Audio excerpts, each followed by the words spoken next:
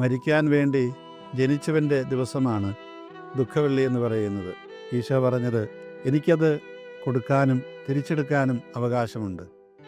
ആരും അത് എന്നിൽ നിന്ന് പിടിച്ചു വാങ്ങുന്നതല്ല, ഞാൻ സ്വമേധയാ കൊടുക്കുന്നതാണ്. സ്വമേധയാ മരിക്കാൻ വേണ്ടിയിട്ട് അത് അങ്ങനെ തന്നെയാണെന്ന് അറിഞ്ഞുകൊണ്ട്, ആ മരണം കുരിശു മരണമാണ് എന്നറിഞ്ഞുകൊണ്ട് വന്നവൻ്റെ ദിവസമാണ് ദുഃഖവെള്ളി. പക്ഷെ അതിന് വളരെ വലിയ ഉയർന്ന ഒരു ലക്ഷ്യമുണ്ടായിരുന്നു.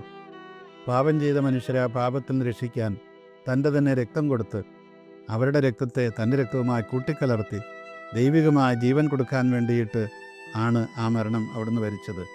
കുരിശുമരണത്തിന് അർത്ഥമുണ്ട്. കേവലം ഒരു മണ്ടൻ്റെ മരണമല്ല, കഴിവില്ലാത്തവൻ്റെ മരണമല്ല. ആരെങ്കിലുമൊക്കെ ആക്ഷേപിച്ചെന്ന് വരാം, നിങ്ങളുടെ ദൈവത്തിന് ശക്തിയില്ലാഞ്ഞിട്ടല്ലേ കേവലം മനുഷ്യരാൽ കുരിശിൽ തറയ്ക്കപ്പെടേണ്ടി വന്നത്? അതല്ല, ശക്തിയുള്ളത് കൊണ്ടാണ്.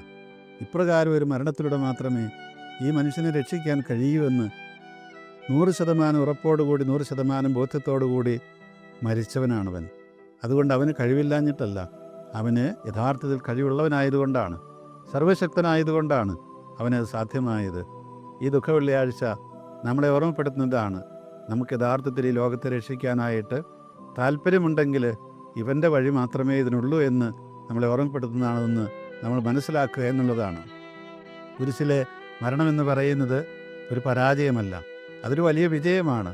അതുകൊണ്ടാണ് അവിടുന്ന് പറഞ്ഞത്, ഞാൻ ഉയർത്തപ്പെട്ട് കഴിയുമ്പോൾ ലോകത്ത് മുഴുവനെയും എന്നിലേക്ക് ഞാൻ ആകർഷിക്കും.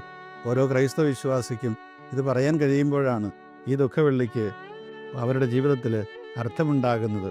നമ്മൾ കുരിശുരൂപം മുത്തുമ്പോൾ ഓർക്കുക, നമ്മൾ ആ രൂപത്തെ മുത്തിക്കൊണ്ട് പറയുന്നതാണ്, ഞാനും തയ്യാറാണ് നിൻ്റെ കൂടെ വരാനായിട്ട്, ഈ കുരിശിൽ മരിക്കാനായിട്ട്, അതിലൂടെ ഈ ലോകത്തിന് ജീവൻ കൊടുക്കാൻ ഞാനും തയ്യാറാണെന്നാണ് പറയുന്നത്.